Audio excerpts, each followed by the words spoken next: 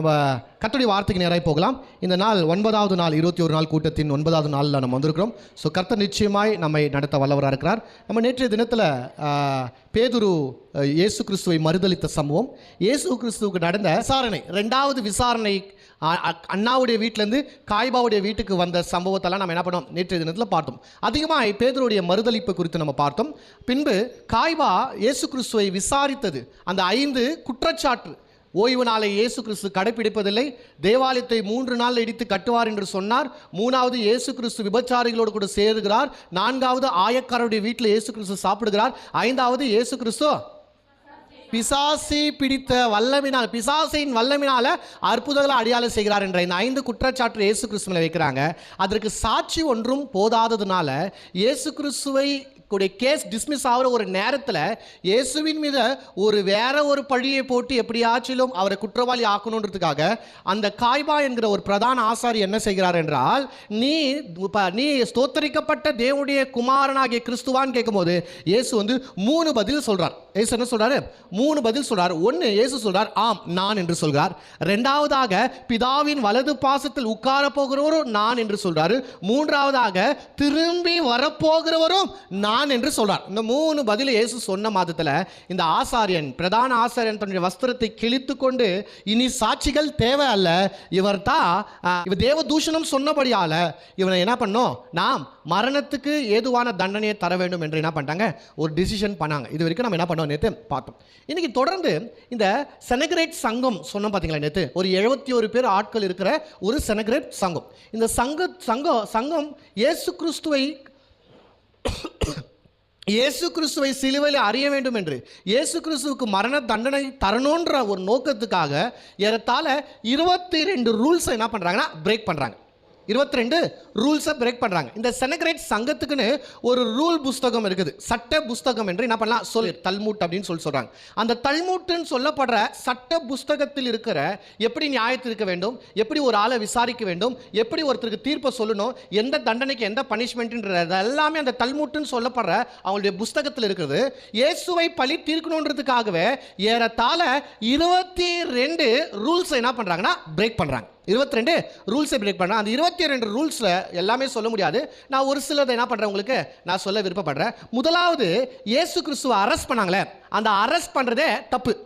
காரணம் என்னன்னு கேட்டால், ஒரு மனுஷனை பொதுவாக ஏன் அரெஸ்ட் பண்ணணும்னு கேட்டால், அவன் குற்றவாளி என்று அவன் ப்ரூவ் ஆனபடியால், குற்றவாளி என்று அவன் தீர்த்த பின்பாகத்தான் ஒரு ஆளை என்ன பண்ணுவாங்க, அரெஸ்ட் பண்ணுவாங்க. நம்ம பொதுவாக இந்த சினிமாவிலையும் டிவிலையும் நம்ம பார்த்துருக்கோம் வழக்கம். என்னன்னு கேட்டால், போலீஸ் அரெஸ்ட் பண்ண வரும்போது அரெஸ்ட் வாரண்ட்டுக்குதா, அரெஸ்ட் வாரண்ட்டுக்குதா, என்ன அரெஸ்ட் பண்ணுறதுக்கு உங்ககிட்ட வாரண்ட்டுக்குதா, அந்த வாரண்ட்னா என்ன, நான் குற்றவாளின்னு சொல்லிட்டு யாராச்சும் கம்ப்ளைண்ட் பண்ணியிருக்கிறாங்களா, நான் குற்றம் செய்திருக்கிறேன்னு சொல்லிட்டு யாராச்சும் சாட்சி சொல்லியிருக்கிறாங்களா, அந்த வாரண்ட் உங்ககிட்ட இருக்குதான்னு சொல்லிட்டு தைரியமாக கேட்பாங்க. அப்போ இயேசு கிறிஸ்துவை எந்த விதமான குற்றமும் நிரூபணமானபடியால இயேசு கிறிஸ்துவை அரெஸ்ட் பண்ணல. உதாரணத்துக்கு யாத்திராகமம் 23ஆம் அதிகாரத்தை திரும்புங்க. யாத்திராகமம் 23ஆம் அதிகாரம் 7ஆம் வசனத்திலிருந்து வாசிங்க பார்க்கலாம். கள்ள காரியத்திற்கு தூரமாய் இருப்பாயாக, குற்றம் இல்லாதவனையோ நீதிமானையோ கொலை செய்யாயாக. அப்போ கொலை செய்யாகனா இந்த சென்ஸ் கொலை பண்றது மாத்திரமல்ல, அரெஸ்ட் பண்றதும் தப்பு. இப்போ இங்க வேதத்துல கொடுக்கப்பட்டது கொலை செய்யக்கூடாதுன்னு சொல்லிட்டு, ஆனா அவங்க கொலை பண்றதுக்கு தான் இது பிளான் பண்றாங்க.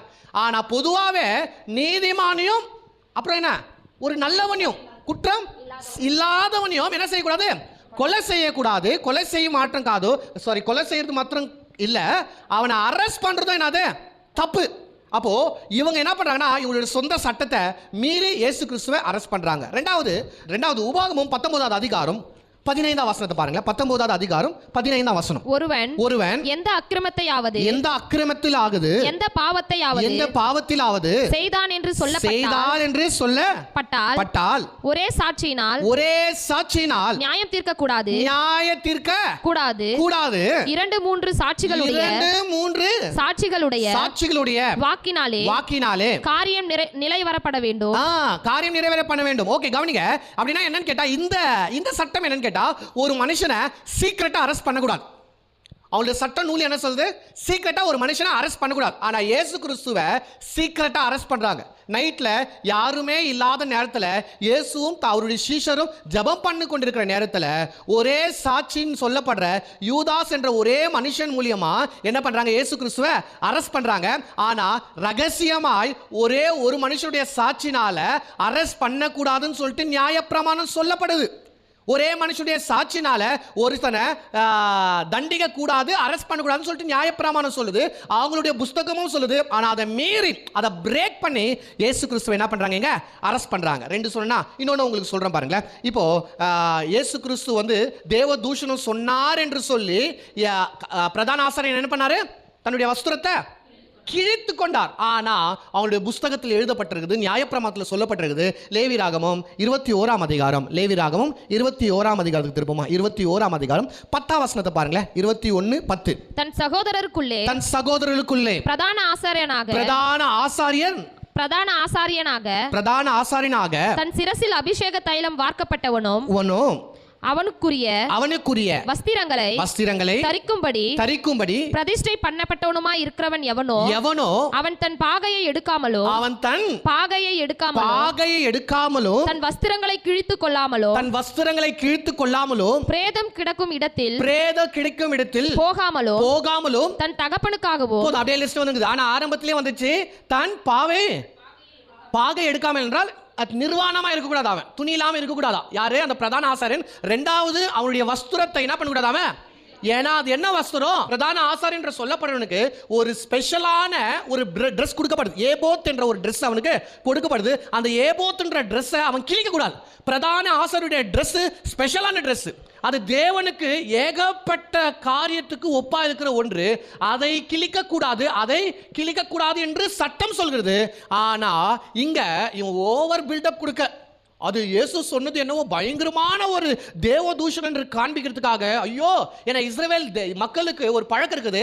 என்னன்னு கேட்டா, அவங்க கேட்கக்கூடாத ஒரு செய்தி கேட்டா, அவங்க வாழ்க்கையில் நடக்கக்கூடாத ஒரு சம்பவம் நடந்துட்டா அவங்க என்ன பண்ணுவாங்க? தன்னுடைய வஸ்திரத்தை கிழித்து கொள்வாங்க. உதாரணத்துக்கு யாக்கோப்பு தன்னுடைய மகனா இருக்கிற யோசேப்பு செத்து போயிட்டான்னு சொல்லிட்டு தன் சகோதரர்கள் சொல்லும்போது வஸ்திரத்தை என்ன பண்ணாரு?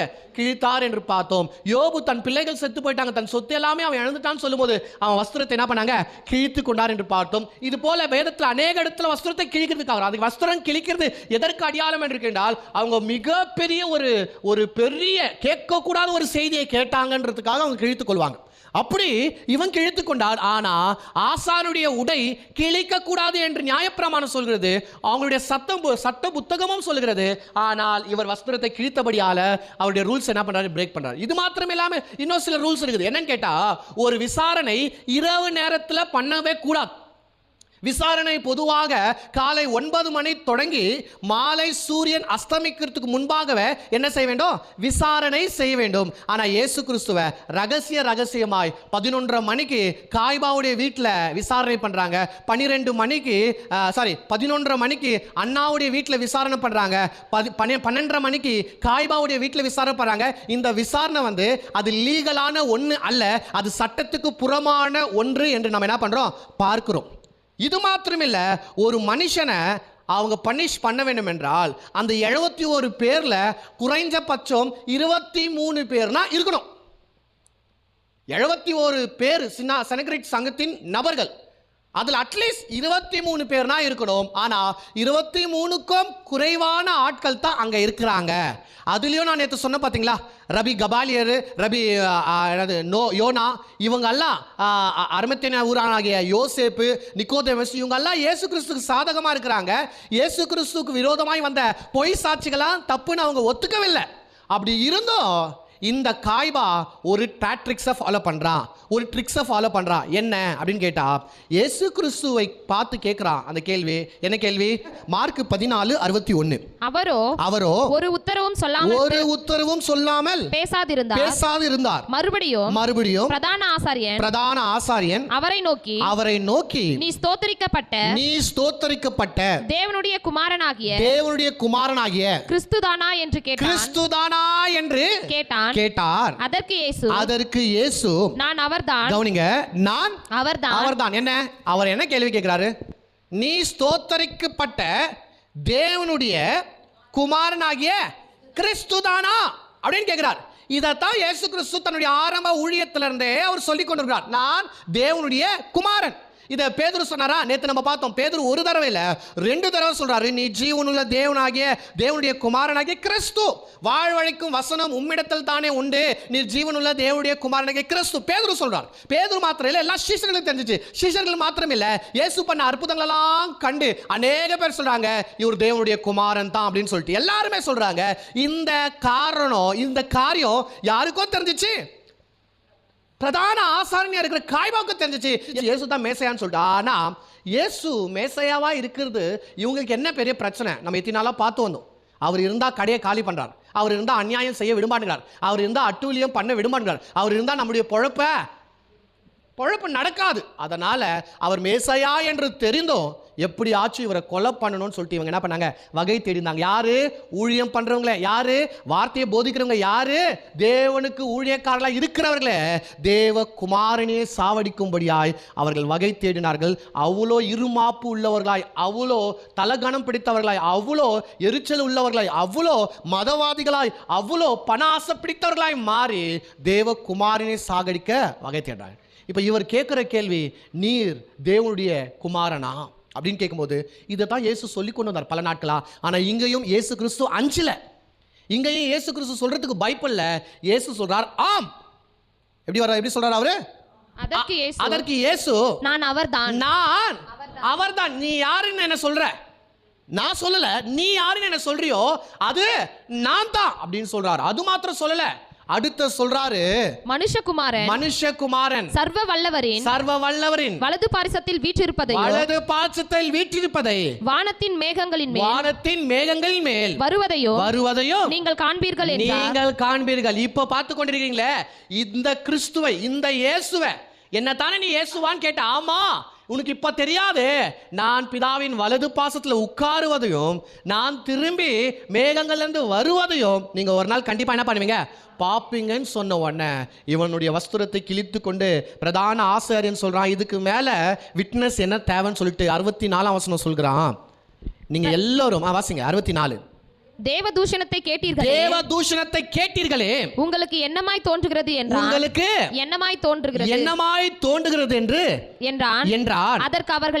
அதற்கு அவர்கள் எல்லாரும் இவன் மரணத்துக்கு பாத்திரனாய் இருக்கிறான் என்று தீர்மானம் பண்ணினார்களாம். அப்போ இங்க என்ன சொல்லப்படுது? இவர் இந்த வார்த்தையை சொன்ன உடனே மரணத்துக்கு இவர் பாத்திரவான்னு சொல்லிட்டு இவங்க எல்லாம் என்ன பண்ணிட்டாங்க? தீர்மானம் பண்ணிட்டாங்க. ஆக்சுவலி இயேசு இங்க என்ன சொல்றார்? தேவதூஷணமா? பார்க்கலாம், வாசிங்க. லேவியராகமம் 24ஆம் அதிகாரம். இங்க தான் சொல்லப்படுது. இங்க சொல்லப்பட்ட காரியத்தை எடுத்து தான் இயேசு கிறிஸ்துவை இவங்க என்ன சொல்லிட்டாங்க? தேவதூஷணம் என்று சொல்லிட்டாங்க. பார்க்கலாம், வாசிங்க. 24:16 பாருங்களேன். 16. கர்த்தருடைய நாமத்தை நிந்திக்கிறவன் கொலை செய்யப்பட வேண்டும். சபையார் எல்லாரும் அவனை கல்லெறிய வேண்டும். பரதேசி ஆனாலோ சுதேசி ஆனாலோ கர்த்தரின் நாமத்தை தூஷிக்கிறவன் கொலை செய்யப்பட வேண்டும். இதுக்கும் இயேசு சொன்னதுக்கும் ஏதாச்சும் மேட்ச் இருக்குன்னா எதுவுமே மேட்ச் இல்லை. ஆனா இவனுக்கு எப்படி கதை கட்டிட்டாங்கன்னு கேட்டா, கர்த்தருடைய நாமத்தை தூஷிக்கிறவன் எப்படியாப்பட்டவன்?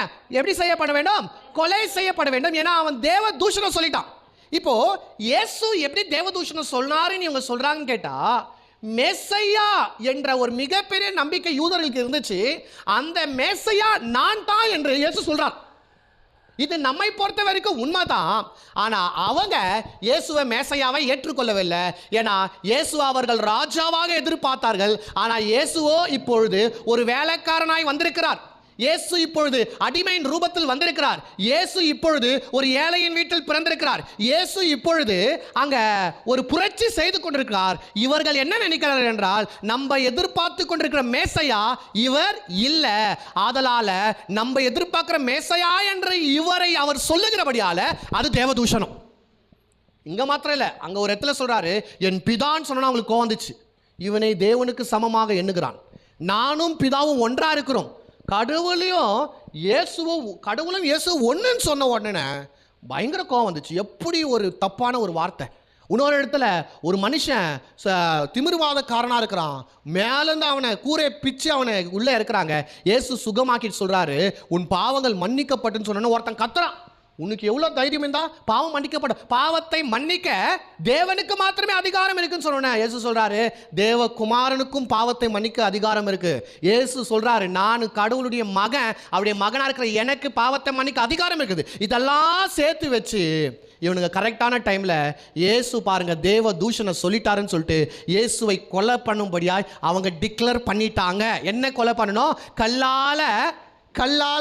கல் எறிந்து இயேசுவை கொலை பண்ணணும்னு டிக்ளேர் பண்ணிட்டாங்க. ஆனால் பிரச்சனை என்னன்னு உங்களுக்கு நான் சொன்ன நேற்று, ரோம ஆட்சியில் கல்லெறிந்து கொலை செய்து பேன் பண்ணிட்டாங்க. ஒரு காரணம். ரெண்டாவது காரணம், இவங்க இயேசுவை கல்லெறிந்து கொலை செய்யணுன்றது இவங்களுடைய நோக்கம் அல்ல, சிலுவையில் அறையிறது தான் நோக்கம். ஏன்னா கல்லெறிந்து கொலை செய்கிற மரணத்தை விட இவங்க என்ன பிளான் பண்ணுறாங்க கேட்டா, ஒருவேளை இயேசு கிறிஸ்துவை சட்டத்தை மீறி இவ்வளோ தப்பு பண்ணுறவங்களுக்கு சட்டம் அறுத்து இவங்களை பிடிக்கிறதுக்கு முன்னாடி டகன் கல்லெறிந்து கொலை செய்யறது ரொம்ப ஈஸி தான். ஆமாவா இல்லையாங்க? ரொம்ப ஈஸி தான். யாரும் இல்லாத போது பிடிச்சுன்னு வர தெரிஞ்சவங்களுக்கு கல்லெறிஞ்சு இயேசுவை சாவடிக்கிறது ரொம்ப ஈஸி தான். ஆனால் ஏன் பண்ணலனா, இயேசு கிறிஸ்துக்கு இந்த தண்டனையை கொடுத்தா மக்களை நம்ம ஒருவேளை இன்னைக்கு நைட்டு அந்த அந்த அந்த என்னது கேரோத் ஆத்தை தாண்டும் போதே கல்லெறிஞ்சு அடிச்சாங்க பார்த்தீங்களா? ஒருவேளை அங்கேயே இயேசு கிறிஸ்து செத்துட்டு இருந்தா மறுநாள் ஜனங்க பயங்கரமாக புரட்சி பண்ணிட்டு இருப்பாங்க. ஜனங்க எல்லாருமே தேவாலயத்தை பூந்துட்டு இருப்பாங்க, ஆசாரியருடைய வீட்டை அடிச்சு நொறுக்கிட்டு இருப்பாங்க, இயேசு கிறிஸ்துவை ஒரு மகானா ஆக்கிட்டு இருப்பாங்க. இவங்களுடைய எண்ணம், இயேசுவை கல்லறிந்து கொலை பண்ணா இயேசு கிறிஸ்துவை வைத்து இயேசுவை ஒரு பெரிய தலைவனாய் மாற்றி விட்டுருவாங்க, ஒரு கடவுளாய் மாற்றி விட்டுருவாங்க. ஆனால் இயேசு அப்படி சாகக்கூடாது. நம்ம எல்லாருக்குமே தெரிஞ்ச வண்ணமாய் சிலுவையின் மரணம் சாபத்தின் மரணம், அவமானத்தின் மரணம், ஒரு கேவலமான மரணம். ஒரு மனுஷன் மாத்திரம் சிலுவையில் மாத்திரம் மறிக்கக்கூடாது. அந்த சிலுவையின் மரணத்தின் போல அவமானத்துக்குரிய, அசிங்கத்துக்குரிய, வெக்கத்துக்குரிய, வேதனைக்குரிய, சாபத்துக்குரிய ஒரு சாவு உலகத்தில் இல்லவே இல்லை. அந்த சாவை தான் இயேசுவுக்கு தரணும். அவர் அவமானமாய், சாபமாய், நிர்வாணமாய் சிலுவையில் தொங்கணும். இதை எல்லாருமே பார்க்கணுன்ற ஒரு கேடுகட்ட ஒரு எண்ணம் இவனுக்குள்ள இருந்துச்சு. எவ்வளோ மோசமானவனுக்கு பாருங்க. சிலுவையில் தான் சாபமாய் இயேசுவை தொங்க விடணும், அவமானமாய் இயேசு சாவணும் துடிக்கின்றது இவனுங்க அவ்வளோ நோக்கமாக இருக்கிறானுங்க. இந்த விசாரணையெல்லாம் ஆயிடுச்சு. மரண தண்டனை கொடுத்தாலும் அந்த மரண தண்டத்தை இவங்களால் என்ன பண்ண முடியாது, நிறைவேற்ற முடியாது.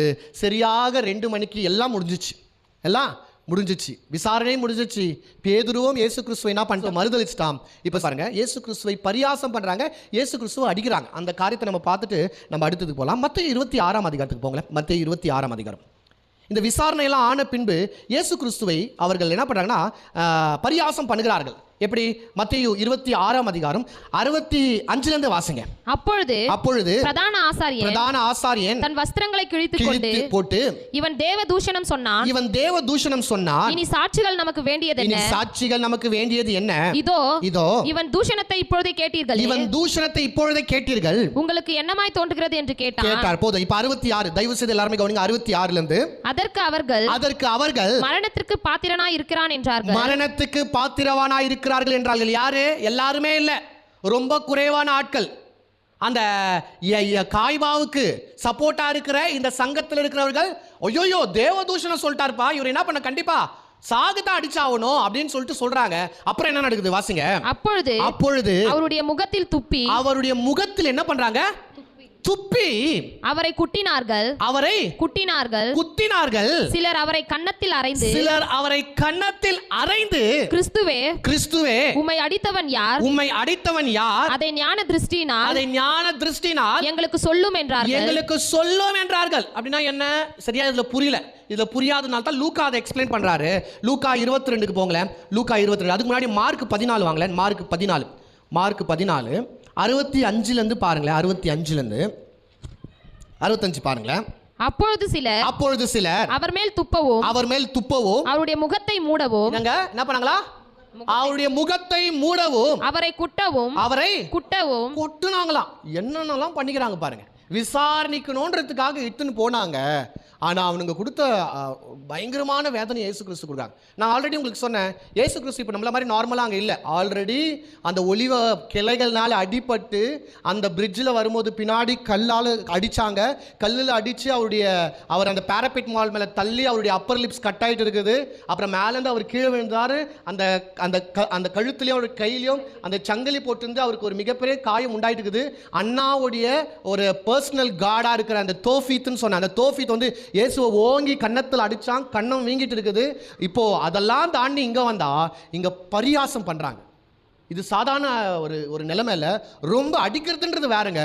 ஆனால் இங்கே இயேசு கிறிஸ்துவை கொட்டுறாங்க, இயேசு கிறிஸ்துவை குத்துறாங்க, இயேசு கிறிஸ்துடைய கண்ணை மறைச்சி கண்ணை மூடிட்டு அடிக்கிறாங்க. அடிச்சுட்டு கேட்குறாங்க, இப்போ யார் அடிச்சிருந்து நீ சொல்லு, நீ தான் தீர்க்கதரிசி தானே, நீ தேவனுடைய குமாரன் தானே, நீ வந்து ஞான திருஷ்டிக்காரனாச்சே, நீ இப்போ ஞான திருஷ்டியில் பார்த்து யார் ஒன்று அடிச்சதுன்னு சொல்லுன்னு பரியாசம் பண்ணுறாங்க.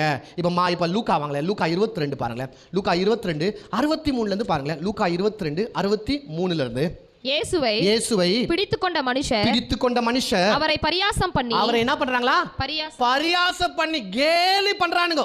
பரியாசம் பண்ணி அடித்து அவருடைய கண்களை கட்டி அவருடைய முகத்தில் அறைந்து உன்னை அடித்தவன் யார் அதை ஞான திருஷ்டியால் என்று சொல்லி அவரை கேட்டதும் அன்றி மற்றும் அநேக தூஷண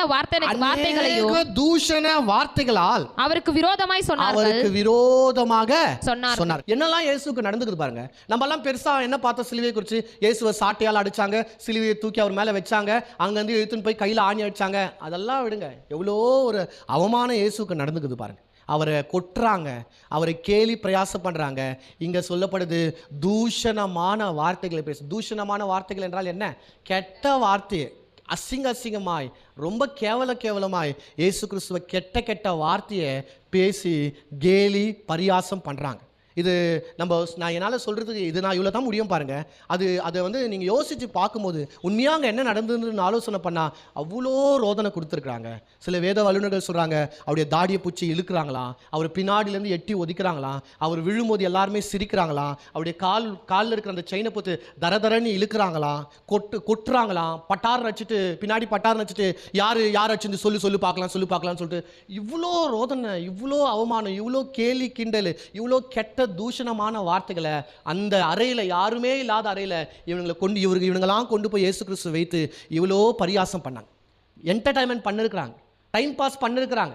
ஏன்னா விடிய காலை தான் 6 மணிக்கு தான் பிலாத்துக்கிட்ட என்ன பண்ண இயேசு கிறிஸ்துவை கொண்டு போகணும். அது வரைக்கும் என்னெல்லாம் பண்ண முடியுமோ பண்ணிட்டு சரியாக இயேசு கிறிஸ்துவை ஒரு 2:30 மணிக்கு என்ன செய்தாங்க கேட்டால், இந்த காய்பாவுடைய அரண்மனை அந்த மேல் ஃப்ளோர்லேருந்து ஒரு 40 அடிக்கு கீழே ஒரு சொர்க்கம் மாதிரி இருக்கும், மாதிரி ஒன்று இருக்கும் பாருங்க. அதில் இயேசு கிறிஸ்துவை என்ன பண்ணாங்கன்னா கட்டி அப்படியே தொங்க விட்டுருந்தாங்க. அது வந்து ஒரு பாதாள அறையாம் பாருங்க. அங்கே கீழே வந்து ஜெயில் இருக்குதான், கீழே சிறைசாலை இருக்குதுன்னு சொல்கிறாங்க. ஆனால் இயேசு கிறிஸ்துவை இந்த செயின்ல இருந்த 40 அடிக்கு மேலேருந்து அவர் அப்படியே கீழே தொங்க விட்டுருந்தாங்க. காலையில் வரைக்கும் இவர் என்ன பண்ணிட்டீங்க இருக்கட்டும்னு சொல்லிட்டு. அப்போ அந்த 2:30 மணிலேருந்து இயேசு காலைல 6:30 மணி வரைக்கும் அந்த செயினில் அவர் என்ன பண்ணியிருக்காரு, தொங்கி கொண்டு இருக்கிறாரு. இன்னைக்கும் அந்த இடம் இருக்குதுங்க. நான் நேற்று சொன்ன பார்த்தீங்களா, சென்ட் பீட்டர்ஸு கேல்கண்டோன்ற ஒரு சர்ச் இருக்குதுன்னு சொல்லிட்டு, அந்த சர்ச்சுக்கு அடி பாதாளத்தில் ஒரு சுரங்கம் இருக்குது. அங்கே போனால் இந்த இடத்துல ஒரு சிறை இருந்திருக்குது. அங்கே இயேசு கிறிஸ்துவை அடித்து காயப்படுத்தி அந்த இடத்துல வைத்திருந்தாங்க, அந்த இடத்துல தொங்க வைத்திருந்தாங்கன்னு சொல்லிட்டு அநேக வேத வல்லுநர்கள் இன்னைக்கும் சொல்கிறத நம்ம என்ன பண்ணுறோம், பார்க்குறோம். அப்போ இயேசு கிறிஸ்து நமக்காக அவர் எவ்வளோ வாதிக்கப்படுறாரு, அவர் எவ்வளோ வேதனைக்குள்ளே உட்பிரவேசிக்கிறாருன்றதை நம்ம ரொம்ப ஆழமாய் சிந்திக்கணும். இயேசு கிறிஸ்து ஒரு சும்மா சரீரப்பிரகாரமான ஒரு காயங்களை தன் சரீரத்தில் ஏற்றுக்கொண்டு அடிக்கப்பட்டு குத்தப்பட்டு சிலுவையில் மரித்தார் என்று நம்ம பார்க்குற ஸ்டேட்மெண்ட் ரொம்ப சின்னதாக இருக்கும். இதற்காகத்தான் பாருங்க ஃபேஷன் ஆஃப் த கிரைஸ்ட்ன்ற ஒரு படமே எடுத்தாங்க. காரணம் என்னன்னு கேட்டால், அது வரைக்கும் எடுக்கப்பட்ட எல்லா படமும் கொஞ்சம் கூட வேத வசனத்துக்கும் வரலாற்று ஆய்வுக்கும் பக்கத்தில் கூட இல்லை. நீங்கள் வேணா பாருங்களேன், குட் ஃப்ரைடே வந்து நீங்கள் டிவி ஆன் பண்ணால் மாதிரி ரொம்ப அழகாக இருக்கிற ஒருத்தர் இயேசுவாக போட்டிருப்பாங்க. அவருக்கு இங்கே 2 ரெட் கலரில் ஒரு கோடு, இங்கே ரெட் கலரில் ஒரு கோடு, லைட்டாக ஏதோ ஒரு முள்கிரிடம், நல்லா தர்மாக்கோல் மாதிரி ஒரு சிலுவையை தூக்கினா அப்படியே பரதாகமாக போயின்னு இருப்பார். ஒரு வெள்ளை கலர் சட்டையோ ஒரு ரெட் கலர் ஒரு துண்டோ போட்டுன்னு இவங்க சாட்டில் அதெல்லாம் கொஞ்சம் கூட பக்கத்தில் இல்லவே இல்லைங்க. பழைய ஜீசஸ்ன்ற படம் எடுத்துக்கினா கூட ஏதோ கொஞ்சம் காமிப்பாங்க. ஆனால் இந்த ஃபேஷன் ஆஃப் த கிரைஸ்ட்ன்ற ஒரு படம் எடுத்தாங்க பாருங்க, அது ஒரு கோரமான காட்சிகள் நிறைந்த ஒரு படம். ஆனால் அதுவே முழுமை என்று சொல்ல முடியாது. அதுவே இந்த இயேசுக்கு சம்பவித்த ஒரு காரியத்துக்கு பக்கத்தில் கூட வைக்க முடியாது. அதை விட அதிகமான வியாகுலத்தையும் அதிகமான வேதனையும் அதிகமான அவமானத்தையும் இயேசு கிறிஸ்து நமக்காக அவர் அனுபவித்தார். அது உண்மை. இன்னும் என்னை ரட்சிக்கும்படியாய், பாவியாயிருந்த என்னை மீட்கும்படியாய், துரோகியாய் அக்கிரமக்காரனாய் இருந்த என்னை அவர் ரட்சிக்கும்படியாய் அவர் எனக்காக என்ன பண்ணார் பாருங்க. இதனால வேதனையான காரியம் என்னன்னா, அந்த சம்பவத்தை யோசிச்சு பாருங்க. யாருமே இல்லை, சுற்றி ஒரு 20 பேர் இருக்கிறானுங்க, 20-30 பேர் இருக்கிறாங்க. இயேசுவை நடுவில் நிற்க வச்சு அவரை கொட்டுறதும், அவரை காரி துப்புறதும், அவரை எட்டி ஒதுக்கிறதும், அவரை முடிய பூச்சி எடுக்கிறதும், அது எவ்வளோ ஒரு வேதனையான ஒரு காரியம், எவ்வளோ ஒரு வேதனை, எவ்வளோ ஒரு அவமானத்துக்குரிய காரியம். இவைகளெல்லாம் இயேசு சகித்து கொண்டார். காரணம் என்னென்றால் உங்களையும் என்னையும் ரட்சிக்கும்படி. ஆனால் ஞாபகத்தில் வைத்துக் கொள்ளுங்க, அந்த இடத்தில் இயேசு கிறிஸ்து தன் பிதாவை வேண்டிக் கொண்டால் 12 லேகியோனை அனுப்பவும் கர்த்தர் சித்தமுள்ளவராய் வல்லமுள்ளவராய் இருக்கிறார். நல்லா புரிந்து கொள்ளுங்க. என்னால் 10 பேர் வந்தாலும் அடிக்கிற திராணி இருக்குது. நான் மாத்திரம் ஏஞ்சி நின்று என் கையை ஓங்கி அடித்தா ஒரு குத்தில் ஒரு இடத்த செத்துருவான், கண்டிப்பாக செத்துருவான். ஆனால் அப்படியாப்பட்ட பலவீனவன் கொட்டுறான், நான் வாங்கின்னு இருக்கிறேன். அவங்களை அடித்து சாவடிக்கிற பவர் என்கிட்ட இருக்குது. ஆனால் அவன் கொட்டுறான், நான் வாங்குறேன். காரி துப்புறான், நான் வாங்குறேன். நல்ல வேலை இயேசு இருக்கிற இடத்துல நம்ம இல்லை, நான் இல்லை. நான் ரொம்ப அவ்வளோ தைரியமான ஆள் பாரு இல்லைங்க பாருங்க. ஆனால் நான் இருந்திருந்தாலும் 10 பேரில் 2 பேர்னா அச்சு ஏதாச்சும் பண்ணி விட்டுருவேன். நீங்களாம் எப்படியாப்பட்ட ஆள்? நீங்கள் கண்டிப்பாக கடிச்சே சாவஸ்ட்டு இருப்பீங்க. என்னது? கடிச்சே சாவஸ்ட்டு இருப்பீங்க. ஆனால் இயேசு கிறிஸ்துவுக்கு மிகுந்த வல்லமை இருந்துச்சுங்க. Is most powerful. எனக்கு தெரியும், நான் தைரியமாக சொல்லுவேன், அந்த ரூமில் இருந்த எல்லாரை விட ஃபிசிக்கலாக இயேசு கிறிஸ்து ரொம்ப ஸ்ட்ராங்கான ஒரு ஆள். அவருக்கு ஆற்றல் இருந்துச்சு, வல்லம் இருந்துச்சு. அதெல்லாம் இருந்தாலும் அவர் அடிக்கிறாங்க, வாங்குறார், கொட்டுறாங்க, வாங்குறார், காரி துப்புறாங்க, அவர் வாங்கி கொள்றார். ஏன்?